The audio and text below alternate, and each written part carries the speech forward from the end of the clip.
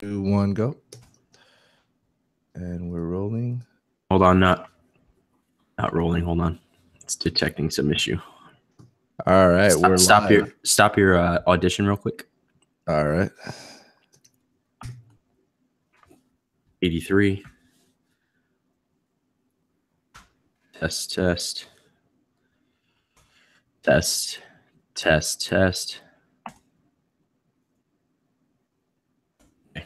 Sorry. Good. Anyone? I think is my audio coming out of the speaker there? Yeah, mine sounds good over here. Oh, I thought I was hearing it off your laptop. No. All right, here we go. 3, 2, 1, go. All right. And people are starting to come in. Hello, everyone. Test. Good on this end. Ready to go. Good. All right. Welcome back to the iFilmmaker podcast. My name is Ariel Martinez, Mr. Cervatelli, straight out of Jersey. Straight out of Jersey. What's going on? How you doing, man? Good, buddy. What do you have going on lately? Man, I got all kinds of things going on. First of all, I don't remember. I don't remember our last conversation on here. So I caught that little flu real quick last week. Thankfully, it was only like a one and a half day deal, but I had 2 jobs right in the middle of it. I slept like 17 hours one day just to make sure I could get to the job the next day, and I was a zombie. But I got through it, cleared up a little bit the next day, and I'm feeling good now. I just have this cough, as you saw before we got started, so I'll try to cover the mic every time that comes out. But otherwise, feeling healthy now, and got jobs going. I accepted the feature length edit that we spoke about. Yeah, mentioned on the last show. So I accepted that, and excited to do that. I'm very interested again to see do a narrative scripted edit. I've never done one at that length, so that should be cool. And just other corporate stuff here and there right now. And let me mention real quick, I'm doing a giveaway. Yes, that's right. I forgot about that. I announced talk about that. Go ahead. I announced a giveaway yesterday. It's you can see it either on my Instagram page, you can go to YouTube, whatever. But either way, you can go to jerseyfilmmaker.com/giveaway. And on that page, I'm giving away an iCan Saga 7-inch high bright monitor, so the S7H. And it's completely free to enter, completely free to win. All you got to do is go over there, and what it allows you to do is follow either mine or iCan's social media accounts. So just go to that page, click those little plus buttons, make sure you're following on the accounts, and there's going to be a random drawing next week. It ends January 31st, Wednesday night at midnight Eastern Standard Time. And if certain accounts of ours reach certain numbers, iCan has agreed to also give away a second prize. So I can't speak on what that is yet, but if the accounts do reach that amount of followers, we'll be giving away a second prize. So tell your friends, go follow. The more followers we get, the more prizes there'll be. Nice. That's awesome, man. Yep.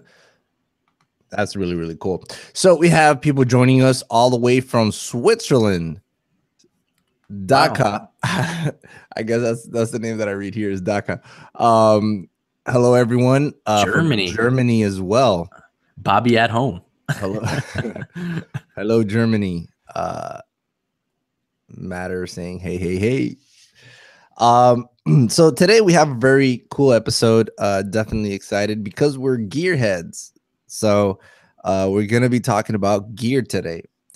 Before I get into that, though, I did receive a follow-up question from our last episode, which was I'm sorry, not our last episode. It was the episode that we did was how to get the job, basically where you and I spoke about our methods for inquiring in leads, right. How we email people and all that. And we spoke a good amount about Production Hub. So I received a question here by Joe Nicolo on Instagram. His question is regarding Production Hub. I'm just breaking into filming. I've been doing primarily motion graphics and editing up to this point. Do you think it's worth it for me to get on that site, meaning Production Hub, with only 1 or 2 jobs where I filmed? I think it's because you've already done motion graphics and all that.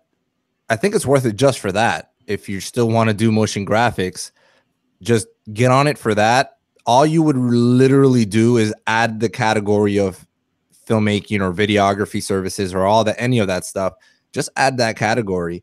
And basically, you know, in addition to the jobs that you're going to be receiving for the motion graphics, or at least the leads that, I'm sorry, not jobs, the leads that you will be receiving for the motion graphics, you will start receiving leads for production. I'm sorry, for for video production. I mean, it couldn't hurt. It really couldn't hurt. I think, and I don't know how this is right now. Let me check real quick. But I think that there is a free version of this that you. Oh can, yeah, is there? On Production Hub for sure. Yeah, you can. Okay. You can, but the only thing is your account doesn't get promoted, or you might be limited in the amount of right. What do you call them? Bids you can try to get jobs with. So it does limit you in a sense, but there's definitely a free version where you can upload your profile and do all that stuff. Yeah, yeah. So Danny Maribal just asked, did you guys see what happened to Drew's FS5? Yes, I did. So real quick, so I follow I guess an online Instagram buddy. His name is Drew Mason on Instagram, and he just posted this very literally like an hour ago. He posted this, I guess, concerning post about his FS5 and basically how he's going to have to send it in for repairs. It's definitely concerning. So it's funny because he starts off the post with, Canon users are going to love this post. That's, it says E6130, and it says that's the error code that our Sony FS5 on our Sony FS5. It means there's a problem with the optical assembly. It could mean that there's a problem with the lens though, but we tried several Sony lenses and all of them show the same error on the FS5, and they all work fine with the A9, A7S2, and A6300s. So time to send it in for repairs.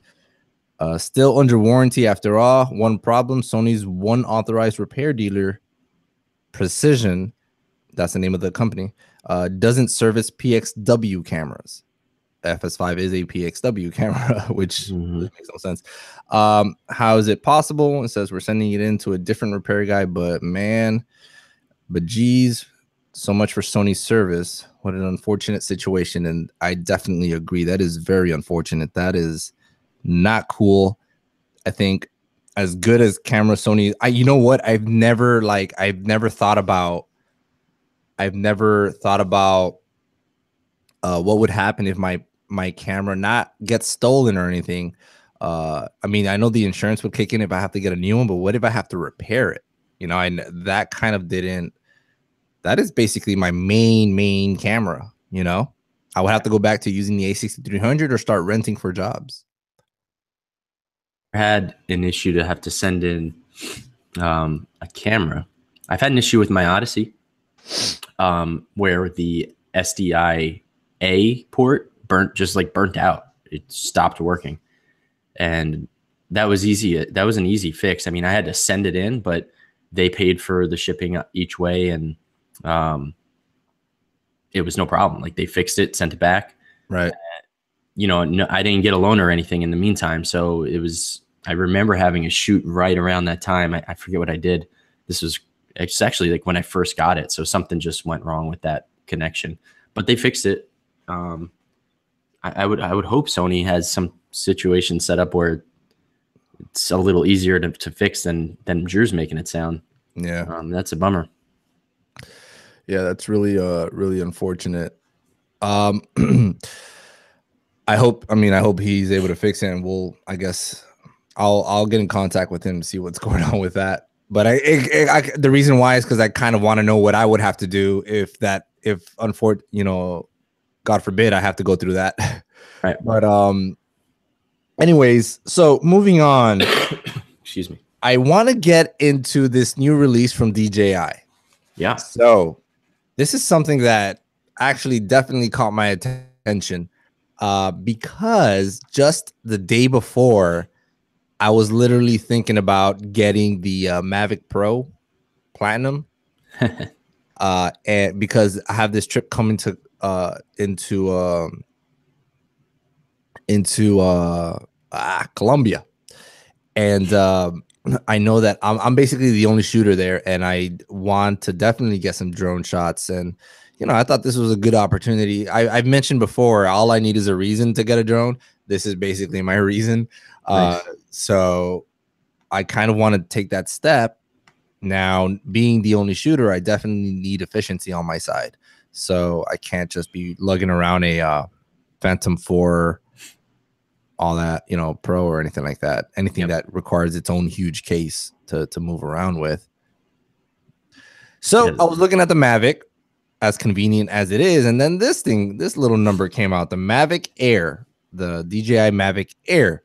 So starting off, what are your initial thoughts when you saw it? Did you see any specs? Did you see any promo videos? Or I immediately saw Casey Neistat's video that popped up on my feed, where he went to the Bahamas and he had the Mavic Air, he had the Mavic Pro, he had what is the other one called?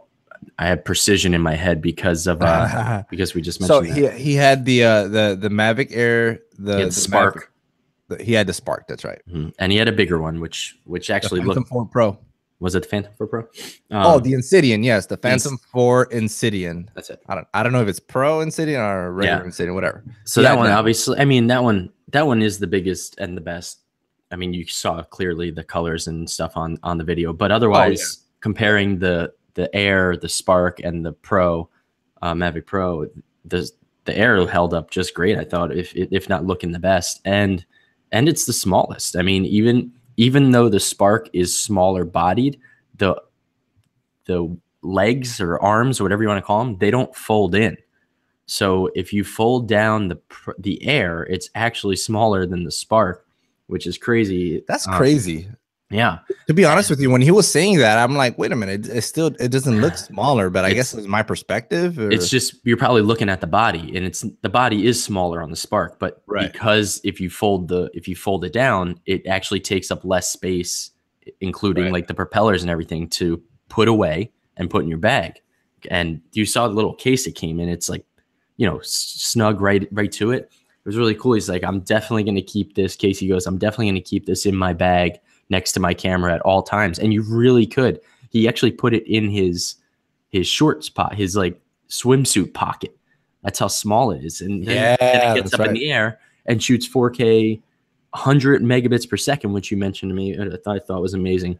4K, and it fits in your pocket and it flies. It's just, it's amazing, man. It's amazing what we're seeing right now. Technology is just ridiculous. Yeah. It's ridiculous. And so yeah, again, my initial reactions, like for me, it's great. I would use it on most jobs. If I really needed something that's higher end as far as quality, I'd just hire someone. So I've been wanting to do the same thing, and I haven't had a reason to really get it yet.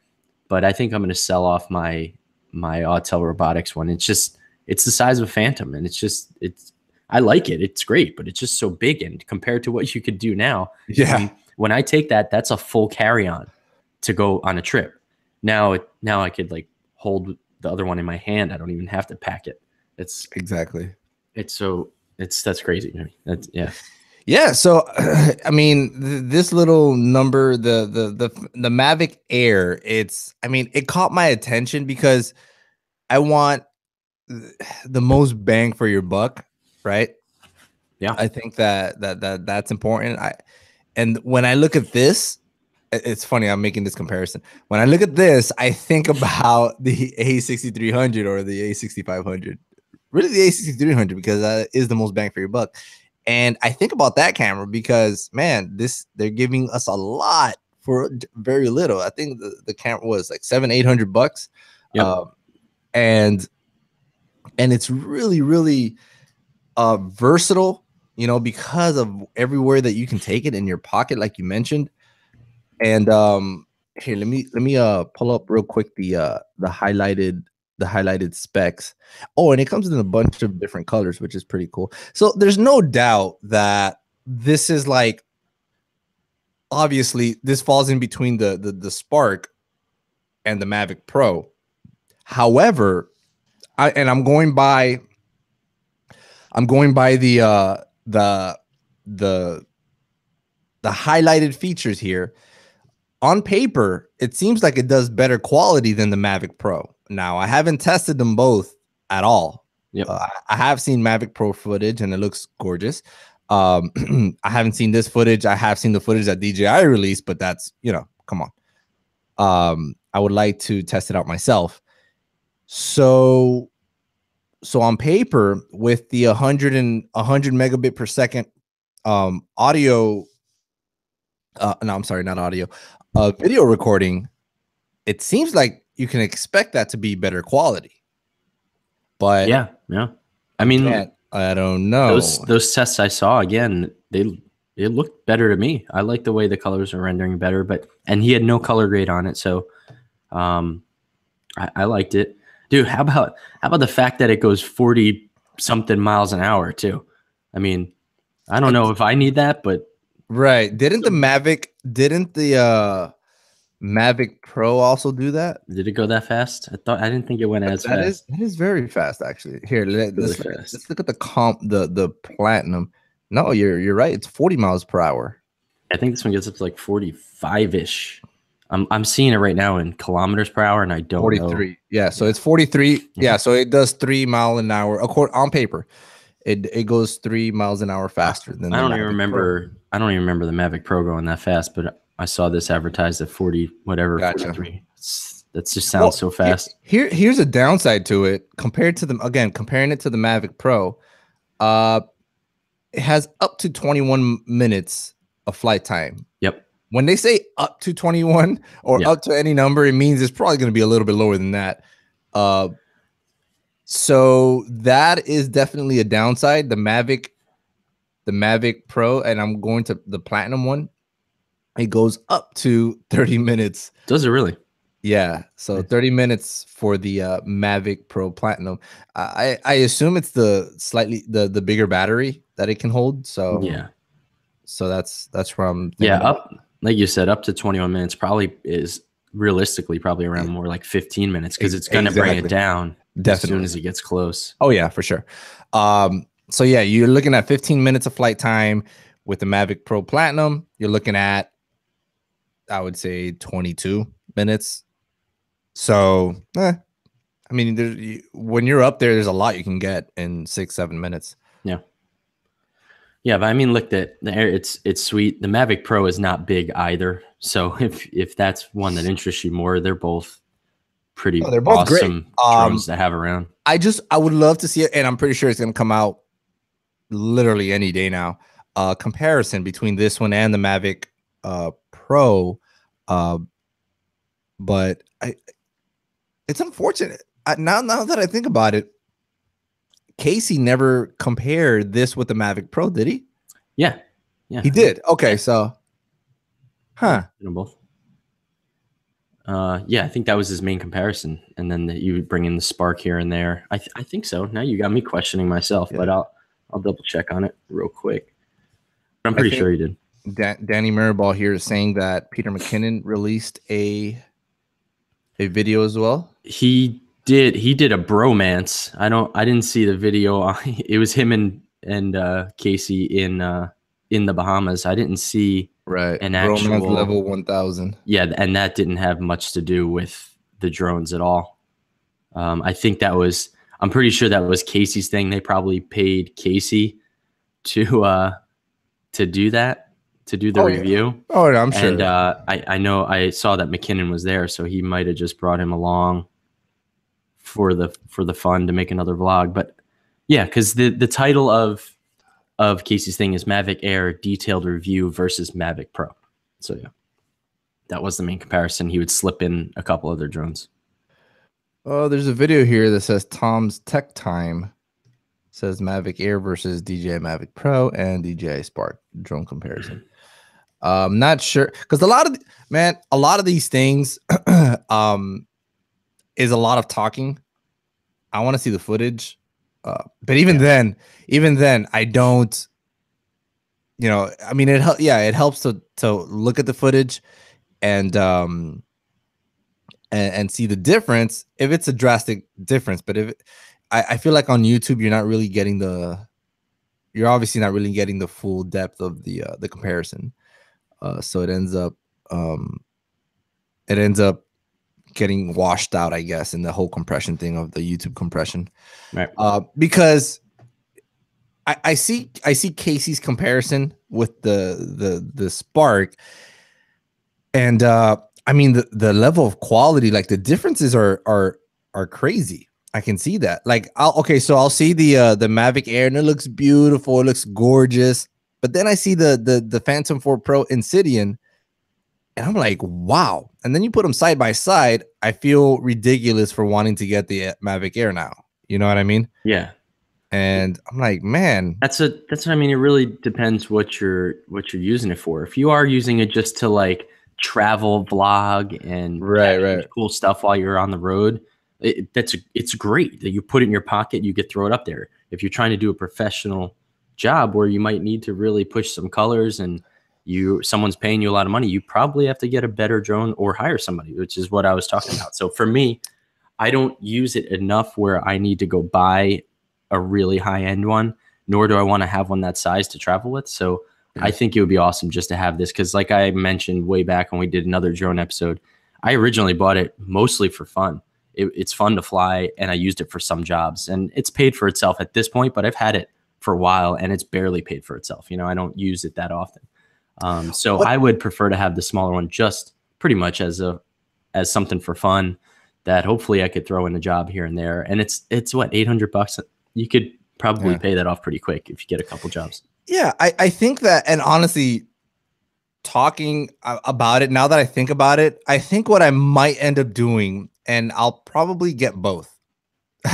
And starting with both as in, so I was thinking, man, which one, should I get? But now that I'm thinking about it, literally thinking out loud in my head, and I might just end up getting both, because both I'm meaning the Mavic Air and the Phantom 4 Pro, which is the one that I wanted to get for better shots, but because I think they both have a place in my gear collection. For this Colombia trip, since I'm the only shooter, I'm gonna be by myself with all my cameras. That would be a situation where I would take the Air, to be more convenient and ready to go. But for a trip that I have a little bit more time to spare, when I have a second hands, more hands on deck ready to go to help me out, and I can spend a little more time doing stuff like that, I can definitely pull out the Phantom 4 Pro, and use that. And I mean, it gives me a little bit of leeway to charge a little bit more, or at least justify my rate,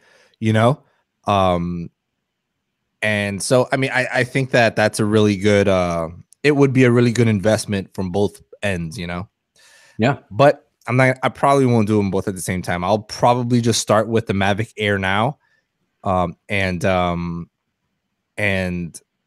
later on, when another job presents itself, right, when I have a reason to, I'll go ahead and, to be honest with you, they're not that expensive at all. They really aren't. $1,500-$1,600. I'm buying lenses that are more than that. Like they're right. I mean, and I use them all the time, granted, but there's plenty of things that cost way more than that in this field. So yeah, it's not that huge of an investment, and easy to make that money back. If you can get the jobs, it's easy to charge that kind of money to pay for them. So Danny's here calling me a big baller. Listen, trust me, if I was a big baller, I would get 3 or 4 of them right now at once. Believe me, not even close. No, but what I'm saying is, if your job is requiring it, and this is the reason why, you kind of have to play, test the waters out, because you got to see the kind of jobs that you're getting and what you can afford to provide.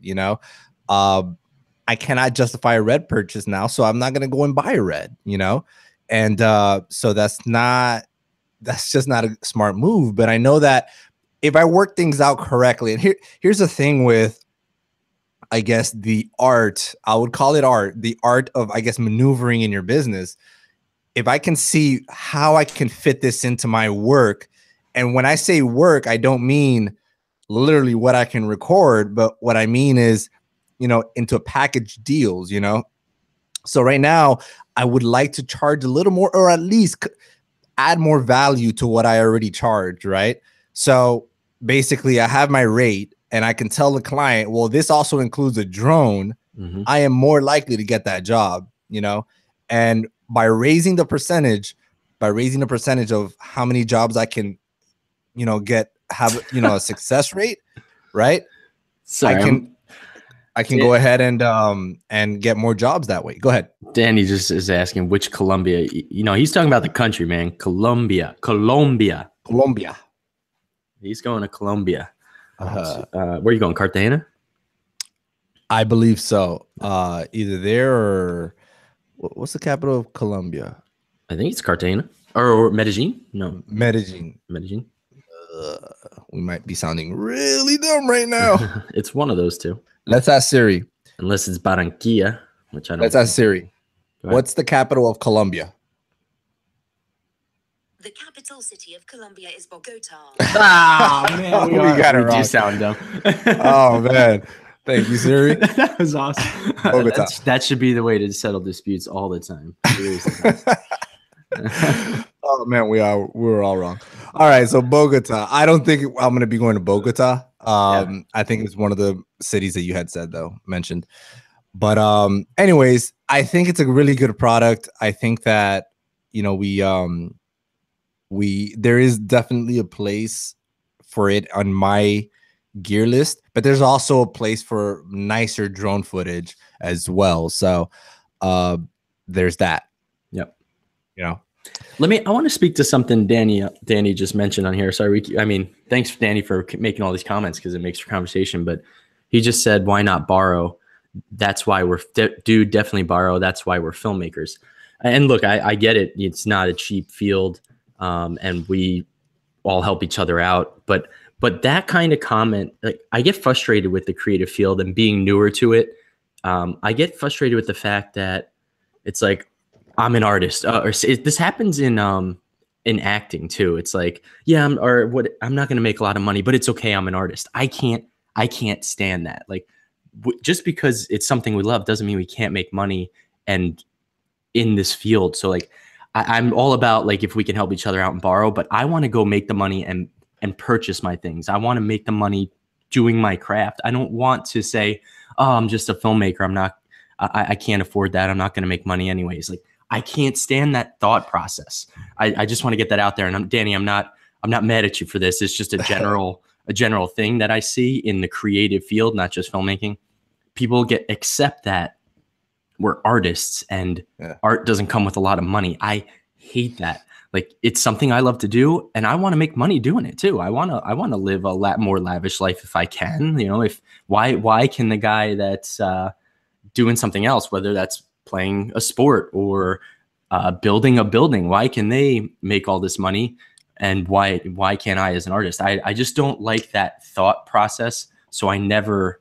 Again, I'm not calling you out, Danny, but I just don't want to think like that. And I want to put that out there because I don't think that's talked about a lot. People just accept that I'm an artist. I'm not going to make much money. I don't like that. Go out there, work at your craft, go get good at your craft and make money for doing it. The money is there. Trust me. It's there. So go get it. Like, I don't like the fact that sit back and I don't know. I'm kind of all over the place right now because that thought process does bother me because I see it very, very often in this field, and I want to try to figure out ways to help everyone in this field be like, that doesn't need to be the way it is, Right. So I think I can see both scenarios that you're talking about, right? What people are talking about and what you're talking about. So let me go ahead and add to what you're saying. I can see where Danny and everybody else why they say that, because in my opinion, it's a stigma. It's a stigma that people come into this industry that are hearing from people that have already been in the industry for a while, that you can't make money. Right. That's a stigma I'd like to get rid of. Like, why is it that way? Well, I don't know if you can get rid of it. You I can don't just, know that I can either. you can preach against it. Yep. That's what I'm trying to do right now. I'm a huge believer in, you know, believing that it's going to get done, you know? And I know that, okay, so here we have Rejected Film saying you did play a sport. I'm assuming that he meant and tell me if I'm wrong, that you had money coming into this industry. So you were able to invest a lot of money into it, right? Yeah, I have, but I've also made a lot of money. So right. So let me give you the perspective of someone that came into this industry bare bones. Sure. So I came into this industry, and I got to tell you, it was only literally 5 years ago. And I'm not kidding. This is like a serious moment of gratitude that I'm having here. 4 or 5 years ago, I remember I was still living with my parents. Both our cars broke down. I had a $30 slider. I had a Canon T3i that I had borrowed from a friend. It wasn't even my camera. I had clamp lights, and I'm taking the bus to go to a client's house. And you see me with a backpack that I bought for $30. I'm taking, all my gear in my hands, and I'm getting on a public bus to get to a client's office, right? So that I can make a video, which they hired me to do for $200. Yeah. Right. To shoot and edit. This was 4 or 5 years ago, around there, that time. I made sure that I stopped a block away from my client's office so that they would not see that I took the bus there. So I get to their office. I do the entire shoot. It took about 3-4 hours of shooting throughout the whole thing. And then I get out, I walk a block away, and I take the bus back home. This is what I had to do. Yeah.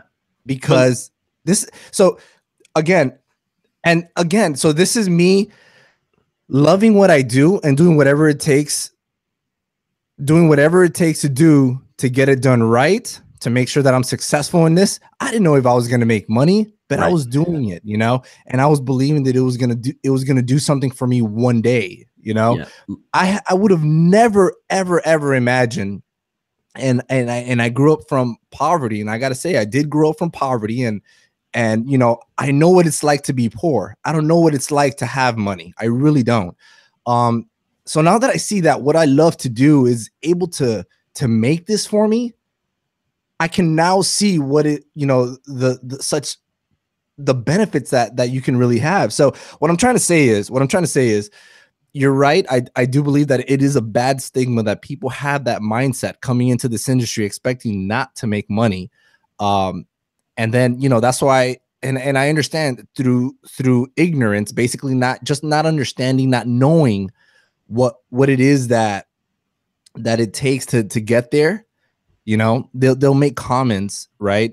Basically that you don't know what it's like, or that you're already up there. That I get that all the time, where I'm always showcasing gear that other people cannot afford. Are you kidding me? I couldn't afford that gear like 3 years ago.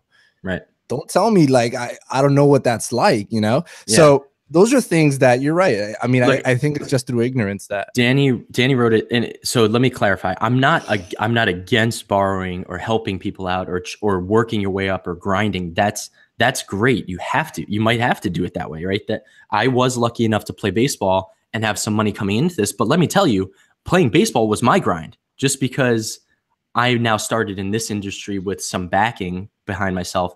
That was 10 years to get there. That was 10 years, maybe in a different field, but 10 years to get there. When I started playing ball, my first 8 years, I didn't make more than 12 grand a year, $12,000 a year in my first 8 years. So I've grinded. I just grinded in a different field.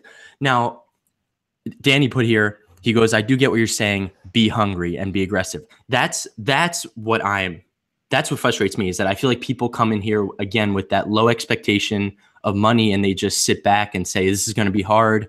And I accept that I am where I am. Like, I'm not that kind of person to just sit at one spot. Like, I'm always shooting for the stars. So I just don't like that idea of people coming in and saying, yeah, it is what it is. Like, no, go make it better for yourself. Go make it better for the rest of the community.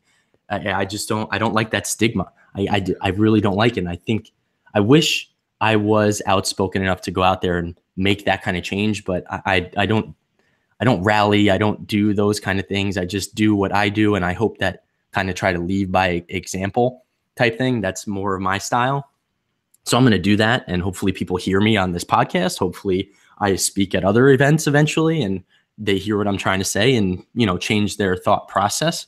But I just want to clarify, I'm not hating on anybody that has to grind through it. I respect that. I've been there in a different field, but I've grinded. I get it.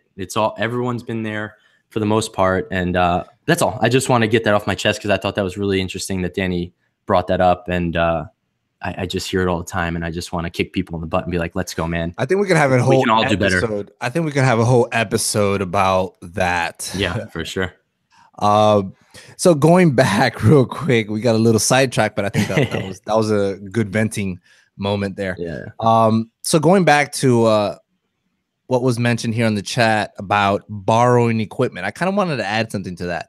I hate borrowing equipment. I do not borrow anything from anyone.